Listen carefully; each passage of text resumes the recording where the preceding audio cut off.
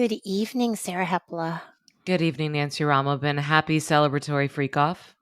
Yeah, I am actually covered in baby oil from the chest down. Just Good. Yeah. That's there is an actual celebration happening outside the courthouse when Puff Daddy, aka P Diddy, aka Sean Combs, was found innocent of the greater of the 5 charges. I'm sorry, the lesser. Wait, he was found innocent of most of the stuff, and then some like lesser charges he got dinged on. But it created a improvisational celebration of people pouring baby oil on each other, and it was reported on CNN that people were chanting, "It's not RICO, it's Freako." That's not bad, actually. Yeah. My parents are watching CNN. This has been an education for America. And in order to, we really couldn't have chosen a better day to have our guest on. This is someone we've been talking about having on again for a while now, but this was the perfect opportunity. If it's okay, I'm going to read just a short, overlong introduction. Is that okay? Okay, everybody's good with that. Okay. Dan Savage is the brains behind the influential Savage Love sex column and Savage Love podcast. He's Dr. Ruth for Gen Xers and millennials, though I think the Gen Zers are just like more into TikTok. Anyway, he's gay. He's super gay. And I think of him as specializing in bringing kink to the masses. I'm not saying that's his actual specialty. I'm saying I think of him that way because Dan Savage taught me about like the erotic uses of adult diapers and that kind of thing. So as I followed the Sean Combs trial, it occurred to me that Dan Savage was the perfect person to discuss this with Nancy and me. One problem, he wasn't following the trial. But Dan is a mensch who wrote back, happy to come on and talk about cuckolding. What a guy. Nancy and I are vanilla types. I mean, well, I'm like a little bit cinnamon, but Nancy is straight up vanilla. And I knew we could learn so much from Dan Savage. And in exchange, I promised to explain the Diddy case to him. He was particularly interested in this headline from Variety. Diddy's ex-girlfriend suggests he had a bi-curiosity he was ashamed to explore, as his lawyer asks her to define cuck. This trial has been an education. So here we are. We chose the perfect afternoon. The verdict hit earlier today. Sean Combs has been found not guilty of sex trafficking and racketeering, though he was found guilty on 2 counts of transportation to engage in prostitution. He still may face prison time. We're going to talk about freak-offs, baby oil, the expanding definition of sex trafficking, why some men get off seeing their partner with someone else, whether justice was served or denied today. Dan Savage, welcome back to Smoke 'Em If You Got 'Em. Thank you for having me back. It's a pleasure. I love your show. I am a listener. Yay. Where to start? Maybe I could start this way. Dan, what is your familiarity with P Diddy Puff Daddy? You don't strike me as a hip hop fan.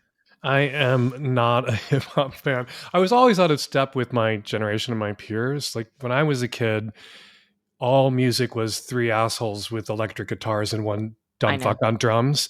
And I found it really oppressive. And I was listening to Frank Sinatra and K-Star and Vicky Carr and beautiful musical comedy. And all of my peers were listening to AC/DC and Metallica and Judas Priest. And then when music evolved toward hip hop and really hip hop dance music, whatever it is now, kind of ate all popular music, I didn't make that transition either. I just stuck with Vicky Carr and unironically, Steve Eydie. I'm a huge Eydie Gourmet stan. She had a gorgeous voice. At a certain point, she curdled into kitsch. But if you go back to her first album, she is amazing. And those are my people. So I don't know Sean Combs, but I don't pretend to be not conversant. Like I'm culturally conversant. I read the papers, I read reviews, I read about hip hop, I read about rap music. I just don't listen to any of it. I know my husband's boyfriend is always thinks it's a fun parlor game to play songs for me and ask me if I've ever heard it. And I never have. Like, I know one Beyonce song, which was Single Ladies, because it was just so ubiquitous. But Everywhere. I don't know the name of a single Taylor Swift song. They're minting all these brand new famous people that I can't keep up with. Chappell Roan. There's this. Oh, I know. This Charlie new one. XCX, which I called Charlie MCM, because, you know, it just Yeah. The last Roman sort of numerals. pop culture, contemporary pop culture music person that I kind of clicked with was Lil Nas X. But the first time I said his name out loud on my podcast, I had to check with my husband's boyfriend to make sure I wasn't mispronouncing it, because I was so saying darling. Megan the Stallion on my show until I got I briefed about still it. don't know. Is it Megan the Stallion? I think it is. Yeah, because it's two E's. I mean, look, they've thrown us some wrenches here. You know, like they're not making it easy. And you know, your experience with AC/DC was my experience largely with grunge. I spent most of my college years when Pearl Jam and Stone Temple Pilots and all these guys were just screaming about their parents' divorce. Right, which was still three motherfuckers with electric guitars and one asshole on drums, and It tedious. was the same thing, and I was listening to musical theater because I was a huge musical theater nerd, and so, you know, I was singing What's with the this chorus past line tense? at my Was party. a musical theater nerd? I hope you still are. No, I am, but I Okay, don't. good. Like, the last one I got into was Hamilton, and I'm just done. Like, it peaked. Like, Hamilton is the ultimate musical to me, Mhm. and I still listen to it. So my brother tried to took me to Hadestown, and I was like, it's good, but it's no Hamilton. Like, I've seen the best. Urinetown was good. Yeah, Book of Urinetown's Mormon cute. was good. South Park, Bigger, Longer, and Uncut, the best movie musical of the last 40 years after Cabaret. Lots of funny songs. So okay, so I say this, you know, and Puff Daddy emerges in the late 90s. He is this hip hop fan, you know, producer. He's part of this new tradition, which was so weird to me at the time, which is like producers are also going to be performers and stars in their and own right. stars. And then, of course, his primary client, or whatever you call it, collaborator, Notorious B.I.G. dies, and so he does this tribute song called "I'll Be Missing You."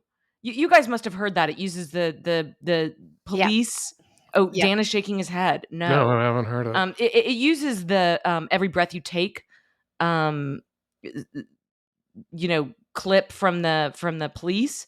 Riff? That classic Do they call song it a from the riff 80s? in rock and roll music? What's that? It's called a riff in rock and roll music? Was it Yeah, and I guess it's called a sample in hip hop. Okay. And so it's it was a huge hit in like 99 or something like that. But anyway, you know, he's been a thing in pop culture since then. Nancy, do you have, if I asked you to name a Puff Daddy song, what Just would that you? one that you just named. That's the only one, which is really quite beautiful, because I cut it for you the other day when you had a clip, and I was like, wow, I know that song, and that's a beautiful song. And that's not, I'm like, Dan, I don't follow hip hop either at all. So I can't tell you. I can name some Taylor Swift songs though.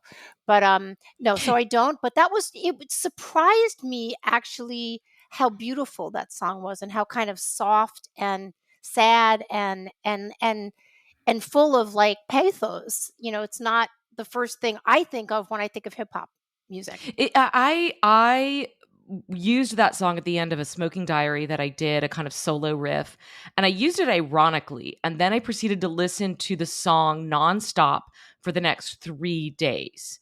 You're exactly right. The pathos of it, the lines are very sweet. Although it does say, you know, he talks about Biggie opening up the gates of heaven for him when he gets there, which suggests A, there's a heaven, B, Notorious B.I.G. is there, C, And Sean Combs is Sean going there. Combs is going to make it. I think all of this is unlikely, but it, you know, it makes a nice lyric. But every time he says it, I'm like, you know. Especially now, knowing what we know now about Sean Combs. It's not the same song. You know, he burst on the scene almost like an angel. What I mean by that is that he was wearing all white in that video. He was a Howard graduate, this kid that had come from a hardscrabble beginning in Harlem, worked his way up the ranks to become a producer, kind of like the PhD AP student of the hip hop world, right? Like he's not just this kid from the streets that's rapping. He's pulling all the strings. So he emerges that way. He also was famous for these things called white parties. He would have these parties on the Hamptons. He was the first black guy in his Hampton neighborhood, and he would have these white parties that were kind of like the Great Gatsby. Dan, you would have fit in great at these. No, I don't go to parties. I did read that Martha Stewart went to his parties, though. If Martha Stewart is going to the party, Dan Savage can go to the party. I don't even go to the parties that my husband and I host. Like my husband and I have a party, a dinner party, a Christmas party, and like an hour into it, I've like gone for a bike ride, and my husband's really mad at me. Is it because does it just drain you? Yeah, I'm totally an introvert. I'm one of those introverts who very smartly married an extrovert, so there's some balance. I have people in my life and society and company because of Terry. Pulling people into my life. Otherwise, I would never see a living soul. Fascinating. Okay, so these white parties were pretty fabled. I mean, they became something like Dallas people started to have white parties, and they were all, it was a way to just kind of turn a party into an event. And to me, I mean, he had this Making the Band reality show. He was just a pop culture fixture, right? Like everybody knew who he was. Even if you didn't know the music. I feel like my parents knew who Puff Daddy was. I feel like, and my parents are 80 years old. They know less about pop music than Dan does. And wasn't he really like one of the first? Like then he had his clothing line. All of a sudden, it's a clothing line that's incredibly successful. That's exactly right. So he's like a mogul. He's like That's right. he's creating. As I recall, I didn't pay a ton of attention to it. He's sort of creating that model. Like he is one of the first, if not the first, to create this model. The rap guy that then does the clothes, that then does this, that's doing lots of crossover. He was huge, which is why I'm wondering. I kind of have a main question for you, Sarah, but I don't want to interrupt you. But I'm wondering if this sort of, the way he's, self-made and everybody looked at it and how he glowed, if this is one of the reasons why you're so fascinated with this story. I think it's an American tragedy. And when I say that, what I mean is that it has all the components for really an American rags to riches success story. His father is a gangster who dies when he's 2. His father was literally in organized crime. He's raised by his mother. He goes to Howard. He inserts himself into the A&R world of hip hop very early, distinguishes himself very early, rises to the top. I mean, it has the American Horatio Alger story all over it. And then what happens? He gets everything he wants, and like everything curdles. Dan, there is a line by John Updike that Nancy and I have, just used on so many podcasts. It's like, we should probably pay him some sort of licensing fee. But it's celebrity is a mask that eats into the face. Oh my God, that's genius. Yeah. And I was just thinking power corrupts and total power corrupts totally. And there's something Caligula about the stories you now read about Sean Combs. Yes. So my cultural callback is my Roman Empire is the Roman Empire. I'm one of those rare gay guys who shares that with straight guys. I do want to interject, though, that the white party, I don't know if Combs knew this or it was conscious, but the white party was a big gay circuit party, really one of the first big gay circuit parties that's been happening every year annually in Palm Springs since 1988 or 89. And I'm curious which came first. I don't know how long. Well, it would have been the gay party. And so one of the interesting stories that we're not going to be able to ever get enough data on is that one of his mentors is Clive Davis. And Clive Davis is famously gay, really unusually gay. He is the open out in the 80s. I don't mean unusually gay. I was out in the 80s, and nobody says that I was unusually gay. I just wasn't Clive Owen. That came out wrong. What I meant was for somebody who was at the top of a profession in the 80s and 90s, everybody knew he was gay and it wasn't a big deal. Unlike something like Clive Owens never left the house without a dick in his mouth. He wanted everybody to know everywhere he went that he was gay. That's amazing. I just learned when you said that Clive Owens was gay. I didn't know Clive Owens was gay. Who are we talking about? Clive Davis. Clive Davis. I'm sorry. This is how bad I am at music. I'm so bad at music. Clive Owens is an entirely different human being. Yeah. Clive Owens is an actor who's very ruggedly handsome. I don't think he lives. I have never seen a dick in Clive Owens' mouth or Clive Davis's mouth.